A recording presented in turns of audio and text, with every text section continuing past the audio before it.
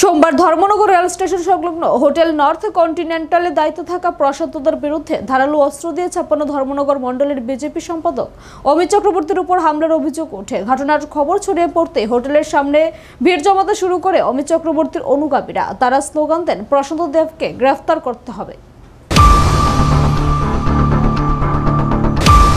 Dharmanagar rail স্টেশনে সড়কে হামলায় ঘটনায় চাঞ্চল্য। খবর পেয়ে ধর্মনগর থানার পুলিশ, টিএসআর বাহিনী, সিআরপি ফোর্স, মহকুমার পুলিশ আধিকারিক ও জেলার অতিরিক্ত পুলিশ সুপার কমল দেববর্মা দ্রুত ঘটনাস্থলে পৌঁছান।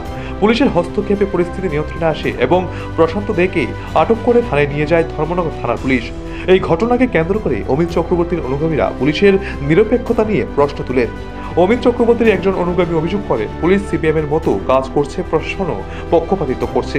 ঘটনায় খবর পেয়ে রাতে ধর্মনগর থানায় উপস্থিত হন উত্তর জেলার পুলিশ সুপার অবিনাশ রায়। ঘটনাস্থলে মহকুমার পুলিশ আধিকারিক ও জেলার অতিরিক্ত পুলিশ সুপার কমল দেববর্মা উপস্থিত থাকলেও সংবাদ মাধ্যমের সামনে ওনারা কোনো মন্তব্য করতে চাননি।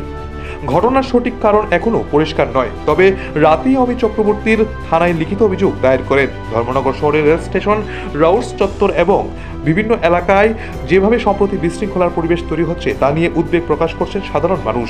এই ঘটনার পর ধর্মনগর থানায় পুলিশের ভূমিকা নিয়েও প্রশ্ন তুলছেন অনেকে। রাজনৈতিক পক্ষপাতিত্ব ও আইন শৃঙ্খলা বজায় রাখতে ব্যর্থতার অভিযোগ উঠেছে প্রশাসনের বিরুদ্ধে। এখন দেখার বিষয়, ধর্মনগর থানার পুলিশ তদন্ত কতটা দ্রুত ও নিরপেক্ষতাভাবে সম্পন্ন হয়, নাকি তদন্ত থেমে যায়। এই যে পিকলুদেব নর্থ কন্টিনেন্টালের কর্ণধার এবং পিকলুদেব এইদিকে অমিত চক্রবর্তী যাচ্ছে, তখন হোটেল থেকে বেরোয় একটা রামদা দিয়ে অমিত চক্রবর্তীর পিঠে আঘাত করে এবং হোটেলের কিছু মানুষ আটকানোর চেষ্টা করলে হোটেলের কিছু মানুষের হাতও কেটে যায় এবং একজনের মাথা ফেটেছে। ওনাকে অ্যারেস্ট করতে হবে, নইলে তো আমরা রাস্তা আন্দোলন ছাড়ছি না। আমাদের আরো মেলুক আসছে, আমাদের বিজেপির আরো মেলুক আসছে, এই হোটেলকে ধূলিসাৎ করে ছাড়বো এবং প্রশাসন নিশ্চুপ ভূমিকা পালন করছে। এই দেখুন, প্রশাসন নিশ্চুপ ভূমিকা পালন করছে। প্রশাসন দায়বদ্ধতা নেই। প্রশাসন এটা কি প্রশাসন? এটা সিপিএম এর কালিমালিপ্ত করে প্রশাসন।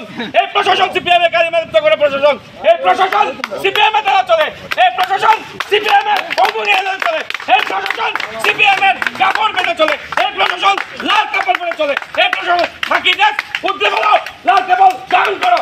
এই প্রশাসন আমাদের প্রশাসন নয়, এই প্রশাসন জনস্বার্থ প্রশাসন নয়। এই প্রশাসন হচ্ছে সিপিএম এর দ্বারা, সিপিএম এর পার্টি অফিস থেকে বেরিয়ে হচ্ছে প্রশাসন। এই প্রশাসন যদি আমাদের অমিত চক্রবর্তী